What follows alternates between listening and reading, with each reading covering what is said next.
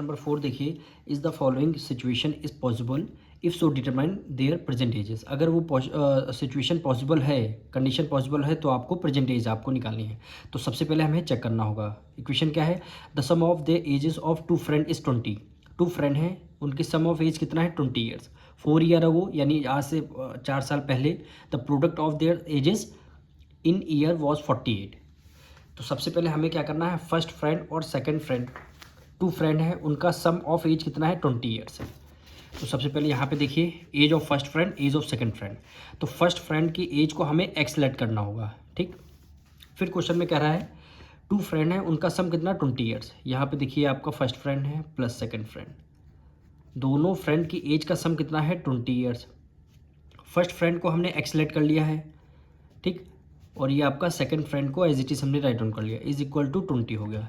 अगर second friend की as हमें निकालनी हो तो 20, एक्स उधर प्लस में, इधर किस में आ जाएगा? माइनस में आ जाएगा। तो सेकंड फ्रेंड की जो एज है 20 माइनस एक्स हो जाएगी। तो एज ऑफ सेकंड फ्रेंड है, ये क्या हो जाएगी? 20 माइनस एक्स हो जाएगी, ठीक। फर्स्ट फ्रेंड की एज हमने ले लिया, सेकंड फ्रेंड की एज आ गई। अब क्वेश्चन में कह रहा है 4 ईयर अगो, यानी प्रेजेंट एज से आज से 4 साल पहले। तो यहाँ पे लिखेंगे 4 year ago, 4 year ago, 4 year ago. तो प्रेजेंट एज किसी एक्स है, तो आज से 4 साल पहले क्या हो जाएगा? एक्स माइनस 4 हो जाएगा, ठीक। प्रोडक्ट ऑफ देयर है, इन दोनों का एज का प्रोडक्ट यानी मल्टीप्लाई। फिर क्या है? X second friend 20 minus x है, 20 माइनस एक्स है, क्या है? 4 साल पहले, तो इसमें भी -4 करना होगा। यानी दोनों फ्रेंड की एज जो है -4 यहाँ भी करना होगा, -4 यहाँ भी करना होगा। वैसे दोनों जगह में -4 कर दिया। अब इनका प्रोडक्ट कितना है? 48 क्वेश्चन में दिया है। कह रहा the product of their edges in years was 48। तो यहाँ पे कितना हो गया? 48 हो गया, ठीक है। अब इसको हमें सॉल्व करना होगा, यानी x माइनस 4, 20 में से 4 माइनस कर देंगे, कितना आ जाएगा? 16 minus x is equal to कितना हो गया? 48 आ गया, ठीक।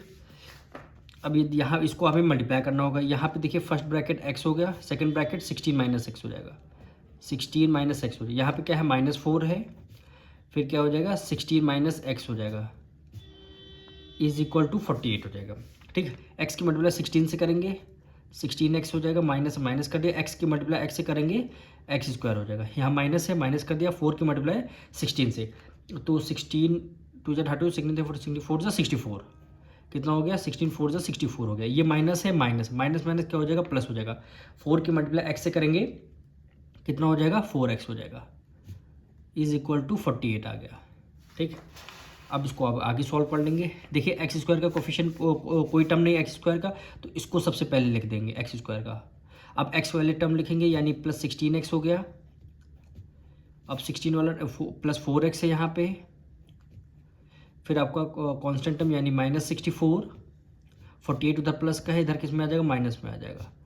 उधर कुछ नहीं रहेगा, जीरो आ गया। 48 उधर प्लस में था, इक्वल टू के इस तरफ ले आए, माइनस में आ गया। अब इसको आगे आपको सॉल्व करना होगा, यानी -x²।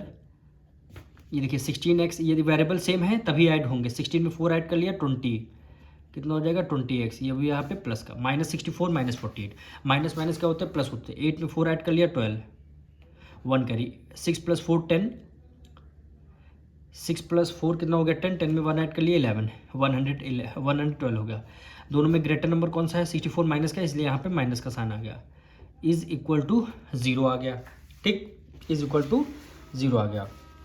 अब यहाँ पे देखिए माइनस का साइन हमने बाहर कॉमन ले लिया। अब यहाँ पे क्या रहेगा? x² रहेगा। 20x प्लस का है, ये किस में आ जाएगा? माइनस में आ जाएगा, ठीक। 112 माइनस में है, ये किस में आ जाएगा? आपका प्लस में आ जाएगा, इज इक्वल टू आपका क्या हो जाएगा? 0 हो जाएगा, ठीक। अब ब्रैकेट के बाहर माइनस है, इसको इग्नोर कर सकते हैं। तो इक्वेशन हमारी मिल गई, x² माइनस 20x हो गया प्लस 112 हो गया, इज इक्वल टू 0। यहाँ से देखिए हमें इक्वेशन मिल गई। अब इक्वेशन मिल गई है, तो सबसे पहले हमें क्वेश्चन में ये बोला था इक्वेशन वेरीफाई कर रही है कि नहीं, डिटरमाइन हो रही है कि नहीं। सबसे पहले डिस्क्रिमिनेंट हमें निकालना होगा, यानी डी की वैल्यू अगर माइनस में आ रही है तो ये इक्वेशन ये रियल रूट इसमें एग्जिस्ट नहीं होंगे। तो इसलिए हमें सबसे पहले ए, बी और सी की वैल्यू को बताना होगा। ए x² का कोफिशिएंट यहाँ कुछ नहीं, इसका मतलब यहाँ पे 1 है।